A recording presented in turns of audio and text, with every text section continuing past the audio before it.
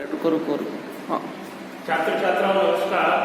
अपने जो BA part third में सेकंड पेपर है इंडियन ज्योग्राफी, भारत का भूगोल, उस भारत के भूगोल में अपने टॉपिक चल रहा था क्लाइमेट यानी जलवायु। उस जलवायु के बारे में अध्ययन कर रहे थे तो उसमें अपने जो ऋतु हैं, ऋतु परिवर्तन है, उस ऋतु परिवर्तन में जो अपने ऋतु का अध्ययन किया।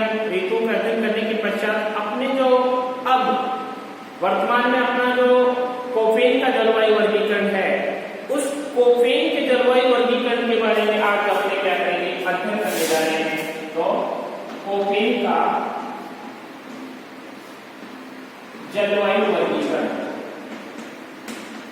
जलवायु वर्गीकरण, ये कोपेन का जलवायु वर्गीकरण है, यानी भारतीय जलवायु के विभाजन का एक क्रमबद्ध अध्ययन। भारतीय जलवायु के अध्ययन का एक क्रमबद्ध अध्ययन करने वाले सबसे पहले ब्लेडफोर्ड नाम का एक वैज्ञानिक था। उस वैज्ञानिक ने सबसे पहले 1879 में, यानी 1889 में सबसे पहले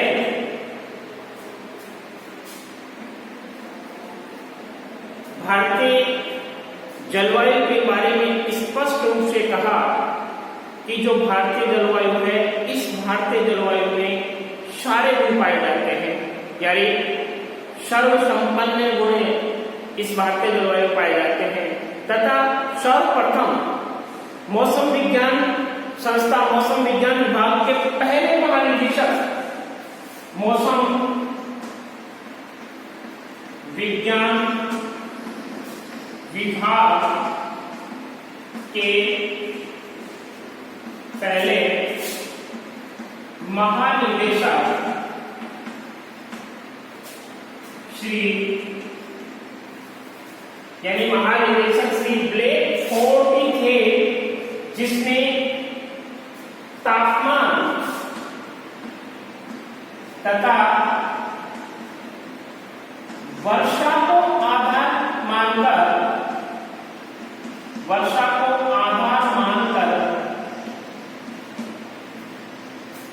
भारतीय जलवायु का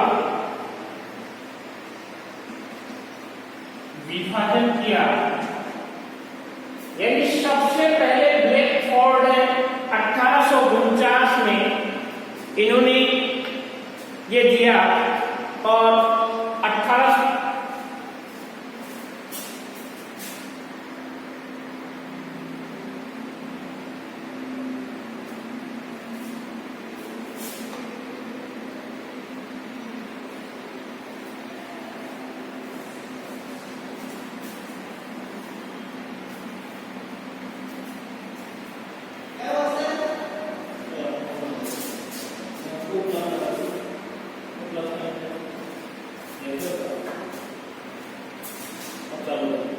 रुकिए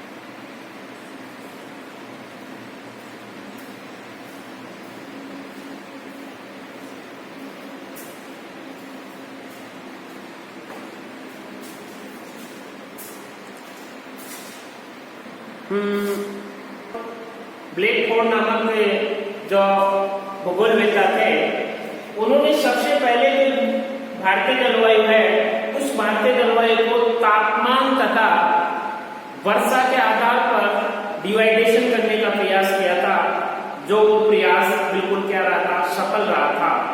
तो सबसे पहले इस ब्लेकफोर्ड जो नाम के जो वैज्ञानिक थे या भूगोलवेत्ता थे, इन्होंने सबसे पहले जो भारतीय मौसम विज्ञान विभाग है उस मौसम विज्ञान विभाग के महानिदेशक सर्वप्रथम यही बने और उन्होंने ही सबसे पहले इसको मान्यता दी। अब अपने ये जो क्लाइमेट है यानी जो कोपेन का जो वर्गीकरण है, इस कोपेन के वर्गीकरण में सर्वमान्य तथ्य ये है कि जो ये वर्गीकरण है इसमें सबसे ज्यादा इस चीज को वैधता दी जाती है कि वर्षा, तापमान तथा टेम्परेचर, इन चीजों को उन्होंने क्या माना, आधार माना। और सबसे पहले उन्होंने जो प्रकार दिया वो प्रकार था ध्रुवीय जलवायु यानी ई प्रकार। पहला ई ध्रुवीय प्रकार की जलवायु, ध्रुवीय प्रकार की जलवायु। तो इस ध्रुवीय प्रकार की जलवायु में आपने एक नंबर पे जो ध्रुवीय प्रकार की जलवायु है, ये एक नंबर अपने जैसे मैप में देखते हैं तो जो अपने ये जाल सा बना रखा है, इस जाल वाले क्षेत्र में यहां तक इस क्षेत्र में पूरे क्षेत्र को किससे प्रदर्शित किया जा रहा है, यानी ये ध्रुवीय यानी ई प्रकार की, इसको यहां लिख देते हैं ई प्रकार की जलवायु, की जलवायु औसत में लिख लीजिए ध्रुवीय जलवायु,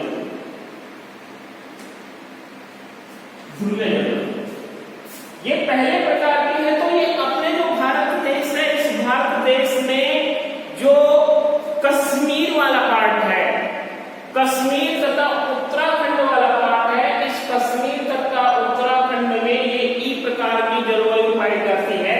अब इसमें ई का मतलब है यानी बर्फीला क्षेत्र, हिमाच्छादित क्षेत्र, यानी जहां पर बर्फ जमती है उस क्षेत्र में ई प्रकार की जलवायु पाई जाती है। जहां पर बर्फ जमती है वहां पर उस जगह का जो टेम्परेचर है वो टेम्परेचर हमेशा 10 डिग्री सेंटीग्रेड से कम रहता है, यानी 10 डिग्री सेंटीग्रेड से हमेशा यहाँ का तापमान यदि कम रहता है तो उस क्षेत्र में जो जलवायु पाई जाएगी उसी जलवायु को ई प्रकार की जलवायु या ध्रुवीय जलवायु कहा जाता है। अब इसमें जो प्रमुख क्षेत्र है वो है हिमालय के पश्चिमी और मध्यवर्ती भाग। तो ये हिमालय का पश्चिमी व मध्यवर्ती भाग, हिमालय का पश्चिमी व मध्यवर्ती भाग तथा इस पश्चिमी व मध्यवर्ती भाग के साथ साथ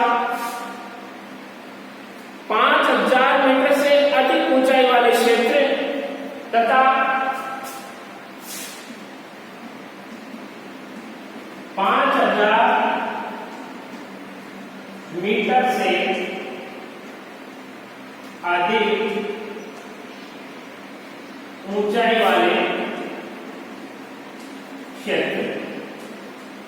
अब 5000 ऊंचाई वाले 5000 मीटर से अधिक ऊंचाई वाले क्षेत्र, उनमें मुख्य रूप से यानी कश्मीर है और जम्मू एंड कश्मीर व हिमाचल प्रदेश, जम्मू एंड कश्मीर, जम्मू और कश्मीर व हिमाचल प्रदेश। इस क्षेत्र में कौन जलवायु पाई जाती है ई प्रकार की जलवायु। अब अपने दूसरी प्रकार की जो जलवायु है वो है, दूसरे प्रकार की जलवायु वो है ये जो अपने गोल गोल इसने अपने इंडिकेशन किया है, तो ये दूसरे प्रकार की जलवायु टुंड्रा जलवायु या ईटी, टुंड्रा जलवायु या ईटी, ये वाला क्षेत्र, यानी ये वाला क्षेत्र, इसमें कश्मीर भी है, कश्मीर और जम्मू वाला पार्ट भी है, कश्मीर वाला पार्ट भी है, और इसके साथ साथ में इसमें उत्तराखंड का कुछ भाग भी है। तो इसमें जो टुंड्रा वाला ईटी है, यहाँ तापमान सालों भर 10 डिग्री सेंटीग्रेड से कम रहता है। तापमान सालों भर 10 डिग्री सेंटीग्रेड से कम रहता है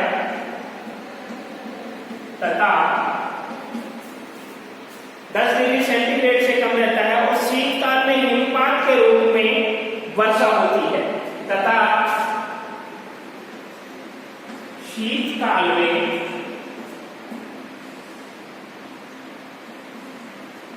हिमपात के रूप में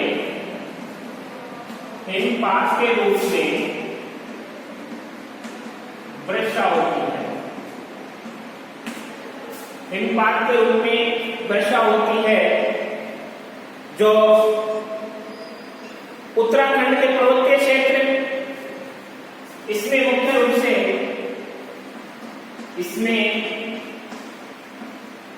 मुख्य रूप से कश्मीर, लद्दाख, उत्तराखंड, कश्मीर हो गया, लद्दाख हो गया, उत्तराखंड हो गया, और हिमाचल प्रदेश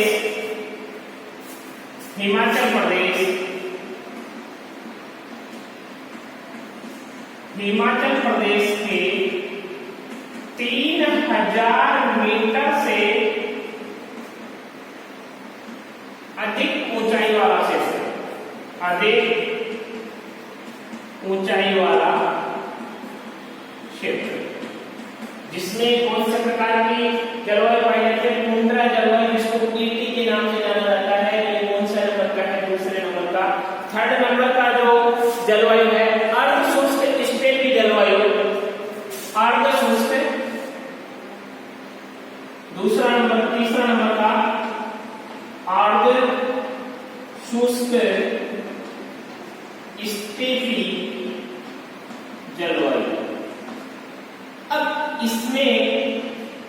इसको BHHW के नाम से जाना जाता है। BHHW, यानी ये BHHW यहाँ वर्षा ग्रीष्म काल में 30 से 60 सेंटीमीटर के बीच में होती है। यहाँ जो वर्षा है वो गर्मी के मौसम में, यानी ग्रीष्म काल में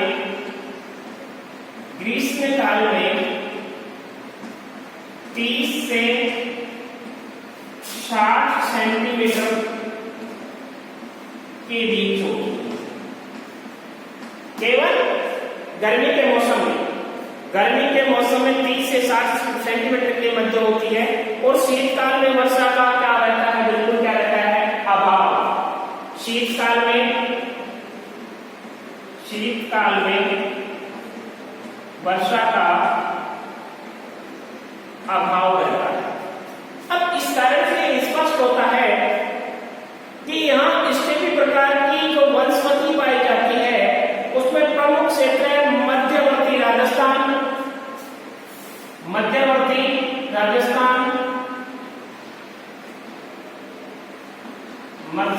राजस्थान, पंजाब, हरियाणा, हरियाणा है, और हरियाणा व पश्चिमी घाट का वृष्टि छाया प्रदेश, वह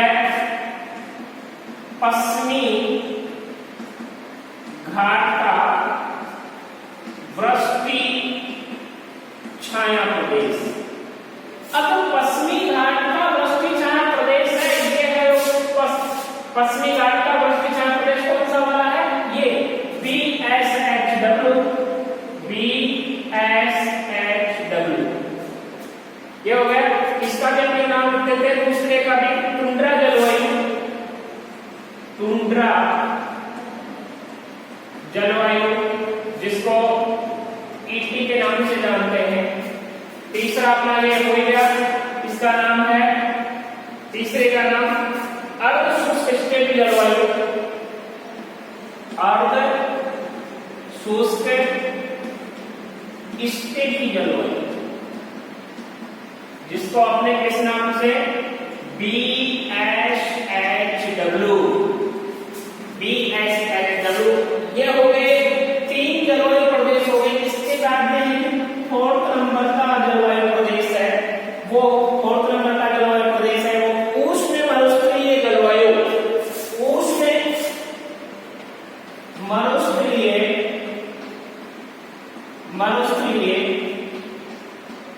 जलवायु, उष्ण मरुस्थलीय जलवायु जिसको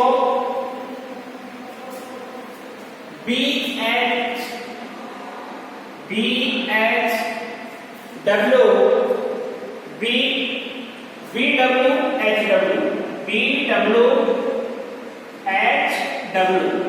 के नाम से जाना जाता है। ये वाला पार्ट, यानी ये वाला पार्ट जिसको उष्ण मरुस्थलीय जलवायु BWHW, जिसमें राजस्थान का भी पश्चिमी भाग आता है, तो इसका अपने नाम लिख देते हैं मध्यवर्ती, इससे नाम लिख देते हैं उष्ण मरुस्थलीय जलवायु, उष्ण मरुस्थलीय जलवायु।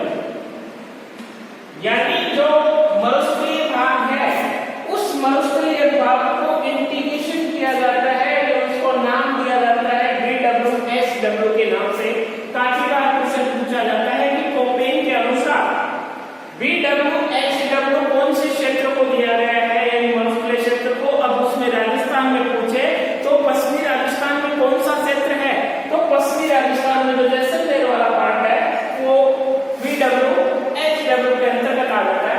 अब इसकी जो विशेषता है, जो उष्ण मरुस्थलीय जलवायु, तो इसकी मुख्य विशेषता यह है कि यहाँ जो वर्षा होती है वो ग्रीष्म काल में वर्षा यानी 12 सेंटीमीटर से भी कम होती है, 12 सेंटीमीटर से कम वर्षा होती है, तथा यहाँ की जो वनस्पति होती है वो क्या होती है? गद्देदार तथा कांटेदार होती है, क्योंकि गद्देदार और कांटेदार होने की वजह से इसमें जो वाष्पोत्सर्जन की क्रिया है वो क्या कम हो पाती है, जिससे तना क्या रहता है? जीवित रहता है।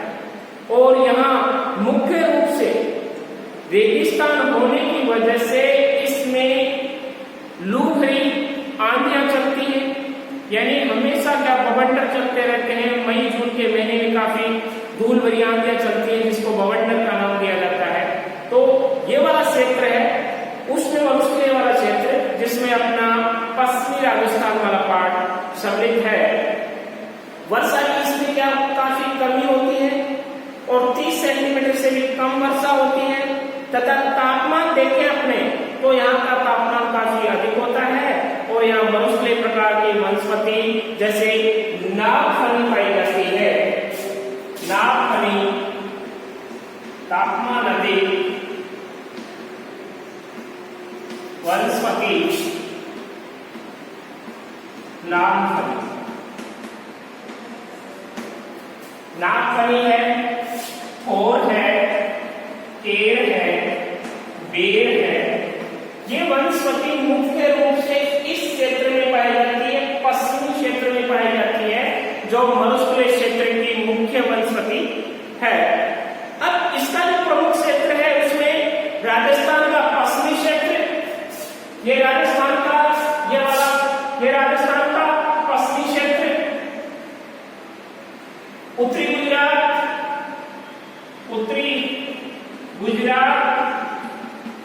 उत्तरी गुजरात और उत्तरी गुजरात के बाद में हरियाणा का दक्षिणी भाग जो ये वाला, तो हरियाणा का दक्षिणी भाग, इसमें मुख्य रूप से 3 स्टेटों के का योगदान है।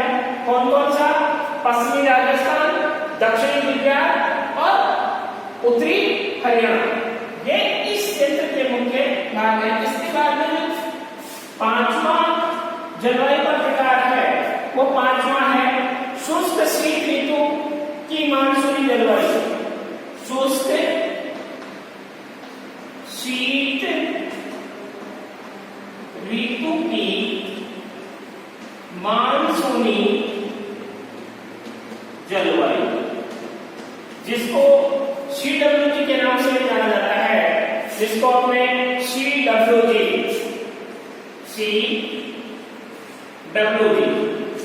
ये वाला 5वां नाम लिख देते हैं इसमें।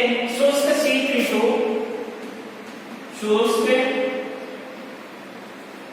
शीत ऋतु की मानसूनी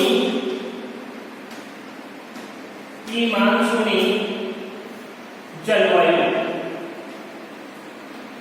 की मानसूनी जलवायु CWG, यानी ये CWG है, ये CWG भारत का जो पूर्वी भाग है, इस भारत के मध्य भाग से लेकर पूर्वी भाग में इस प्रकार की क्या पाई जाती है? वनस्पति पाई जाती है, जो वर्षा मुख्य ग्रीष्म ऋतु में 75 सेंटीमीटर से 200 सेंटीमीटर के बीच में होती है। यानी जो CWG है, इसमें मुख्य रूप से जो वर्षा है वो ग्रीष्म काल में होती है और वो 75 सेंटीमीटर से 200 सेंटीमीटर के बीच होती है। यहाँ प्रमुख क्षेत्र उत्तर का विशाल मैदान, उत्तरी पूर्वी भारत का मुख्य भाग, उत्तर का जो विशाल मैदान है ये वाला, और ये उत्तरी पूर्वी भारत वाला पार्ट इसके अंतर्गत आता है। कौन सी? CWG के अंतर्गत। अब जो नेक्स्ट प्रकार है वो है उष्णकटिबंधीय सवाना, उष्णकटिबंधीय सवाना जलवायु प्रदेश। 6 नंबर की सवाना प्रकार की जलवायु, ये जलवायु उष्णकटिबंधीय सवाना प्रकार की जो जलवायु है, यानी ये वाले, इसको नाम दे देते हैं उष्णकटिबंधीय सवाना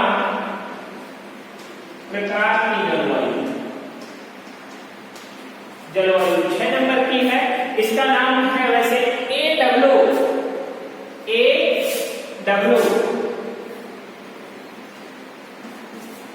AW के नाम से विख्यात है। अब यह सवाना प्रकार की वनस्पति पाई जाती है और यहाँ 75 से 150 सेंटीमीटर तक क्या होती है? वर्षा होती है। यानी जो वर्षा का औसत है वो भी क्या है? मध्यम पाया जाता है।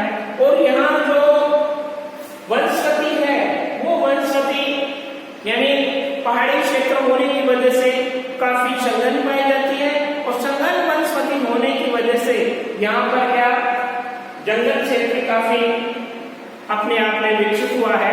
नेक्स्ट है शीत आर्द्र जलवायु DFC। नेक्स्ट है शीत आर्द्र जलवायु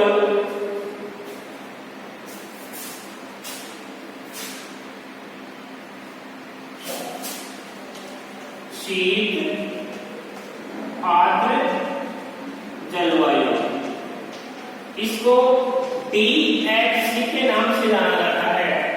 यानी शीत आर्द्र जलवायु, ये वाले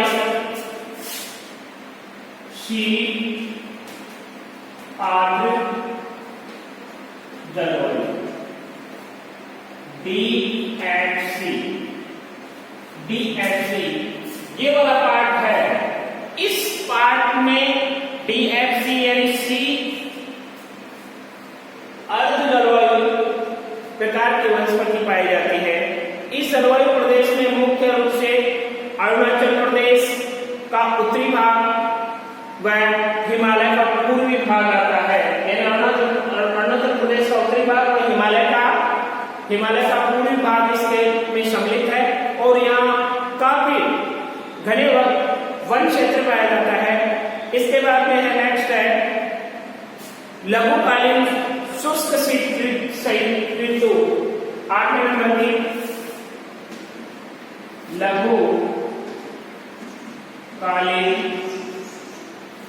लघुकालीन शुष्क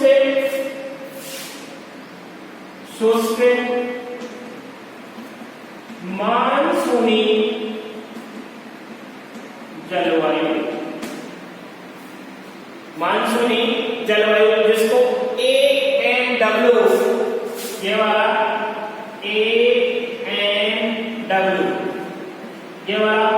AMW, तो इसमें जो AMW वाला पार्ट है, ये AMW वाला मुख्य रूप से यहाँ वर्षा की जो मात्रा है 250 सेंटीमीटर से अधिक होती है तथा इस जलवायु प्रदेश में आने वाले प्रमुख क्षेत्र जैसे मालाबार तट है, कोंकण तट है, गोवा के दक्षिण तक पश्चिमी घाट पर्वत की पश्चिमी ढाल क्षेत्र, उत्तर पूर्वी भारत, अंडमान निकोबार द्वीप समूह, यानी ये वाला क्षेत्र है।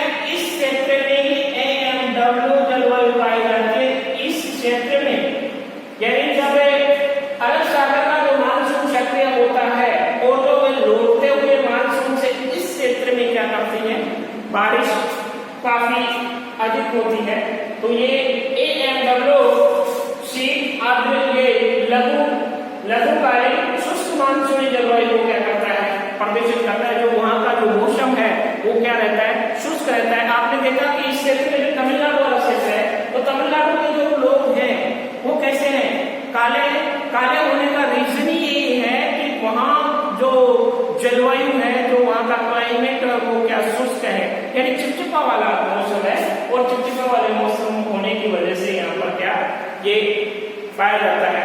अब इसके बाद जो नेक्स्ट है वो है शुष्क ग्रीष्म ऋतु की मानसूनी जलवायु, यानी शुष्क ग्रीष्म ऋतु की मानसूनी जलवायु, ये वाले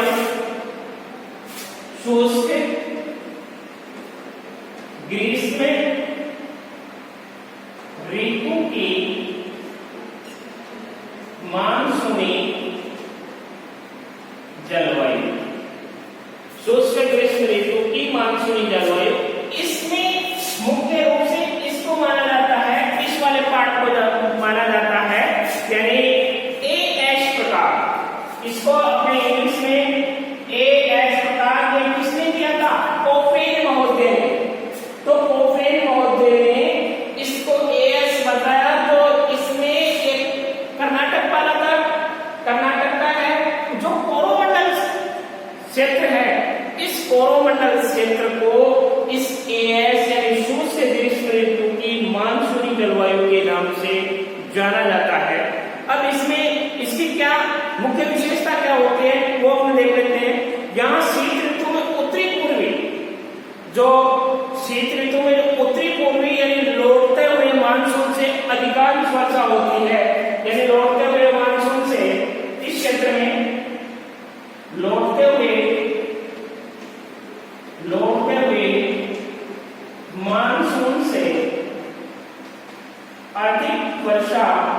अब अधिक वर्षा होने का कारण भी यही है कि जो भूमध्य सागर से कम जो पश्चिमी विक्षोभ उठता है, ये पश्चिमी विक्षोभ राजस्थान में प्रवेश करता हुआ, यानी राजस्थान में भारत का जो उत्तरी क्षेत्र है, उत्तरी क्षेत्र से प्रवेश करता हुआ यानी धीरे धीरे इसमें पंजाब, हरियाणा, राजस्थान, हरियाणा, पंजाब होता हुआ, यूपी होता हुआ इधर से यानी नीचे से निकल जाता है और उससे निकलने के पश्चात ये सर्वाधिक जो कोरोमंडल के तट है यानी तमिलनाडु वाला क्षेत्र है, इस तमिलनाडु क्षेत्र पर सर्वाधिक वर्षा करता है, यानी लौटते हुआ मानसून की सर्वाधिक वर्षा वाला यदि आपको पूछा जाए तो वो क्षेत्र है कोरोमंडल तट। तथा इस कोरोमंडल तट में कौन सा तो तमिलनाडु में सर्वाधिक लौटते हुए मानसून से वर्षा सर्वाधिक होती है। उसी को अपने क्या हमेशा ये जीके में क्वेश्चन पूछा जाता है कि जो भूमध्य सागर से कम विक्षोभ का जो क्षेत्र बनता है उसको किस नाम से जाना जाता है, तो उसका नाम है पश्चिमी विक्षोभ। कहां से होता है, भूमध्य सागर से, तथा उससे जो वर्षा होती है उसको किस नाम से जाना जाता है, शीतकालीन वर्षा के नाम से। और वो सबसे ज्यादा किस क्षेत्र में होती है, किस स्टेट में होती है, तो वो स्टेट है तमिलनाडु। तो ये चीजें आपको ध्यान रखनी है। अब ये जो जलवायु है कोपेन महोदय का एक टारगेट था, उसका उद्देश्य था कि जो जलवायु वर्गीकरण है, ये जलवायु वर्गीकरण मुख्य रूप से उसने 9 भागों में बांटा और 9 भागों में बांट के उन्होंने जो ABCD के जो स्मॉल अक्षर है उसका यूज किया। और उसका यूज इसलिए किया क्योंकि उसने 2 चीजों को क्या माना, आधार माना। वो 2 चीजें आधार क्या है, तापमान तथा वर्षा को आधार मानते हुए भारतीय जलवायु का वर्गीकरण किया। और भारतीय जलवायु का वर्गीकरण करके उसको 2 भागों में उन्होंने विभाजित किया, जिसमें पहला नंबर का E प्रकार की है ध्रुवीय जलवायु, दूसरी प्रकार की जो ये टुंड्रा जलवायु जिसको ET कहते हैं, तीसरे प्रकार की अर्धशुष्क स्टेपी जलवायु जिसको BSW के नाम से जानते हैं, और जो चौथे नंबर की जलवायु है वो उष्णमंडलीय जलवायु जिसको BWSW के नाम से जाना जाता है। और जो 5वें प्रकार की जलवायु है वो शुष्क शीत ऋतु की मानसूनी जलवायु जिसको CW के नाम से जाना जाता है। और 6ठे प्रकार की जो उष्णकटिबंधीय सवाना प्रकार की जलवायु ये AW के नाम से जाना जाता है। और जो 7वें प्रकार की जलवायु है वो DFC यानी शीत जलवायु, और DFC यानी कौन सा क्षेत्र, जो छत्तीसगढ़ वाला क्षेत्र, छत्तीसगढ़ वाले क्षेत्र में ये पाए जाते हैं। और 8वें प्रकार की जो जलवायु है वो है AMW, और 9वें प्रकार की जो जलवायु है वो है AS जिसको शुष्क ग्रीष्म ऋतु की मानसूनी जलवायु और लौटते हुए मानसून से सर्वाधिक वर्षा वाला क्षेत्र। तो ये आपका जो कोपेन का जो जलवायु वर्गीकरण था ये कंप्लीट है। और इसमें ज्यादातर क्वेश्चन बनता है कि भारतीय जलवायु को कोपेन ने कितने भागों में विभाजित किया गया, प्रत्येक का वर्णन कीजिए। तो भारतीय जलवायु का कोपेन के अनुसार 9 भागों में बांटा गया है। तो सबसे पहले जब ये क्वेश्चन आता है तो आपको भारत का मैप बनाना है, उसको डिवाइडेशन करना है और डिवाइडेशन करके उसका वर्णन करना है। यदि इतना काम आप कर देते हो तो आप 15 में से 8-7 नंबर आराम से, यदि ये नक्शा भी किसी विद्यार्थी ने बना दिया तो आपके अच्छे मार्क्स आने की पूरी शक्ति है।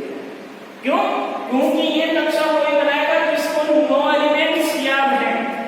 और जिस विद्यार्थी के 9 एलिमेंट्स याद है, 9 फैक्टर याद है, तो वो ये कंप्लीट इसके माध्यम से पूरा एक्सप्लेन यानी लेबरेशन दे देगा, उसको लेबरेट कर देगा और लेबरेट करके और ये पूरा जो कोपेन का जलवायु वर्गीकरण है वो इसके माध्यम से स्पष्ट हो जाता है। तो ये सबसे पहले आपको ये डायग्राम बनाना है, डायग्राम बनाने के पश्चात उसको 9 भागों में डिवाइडेशन करना है और फिर उसके बाद में लेबरेट करना है।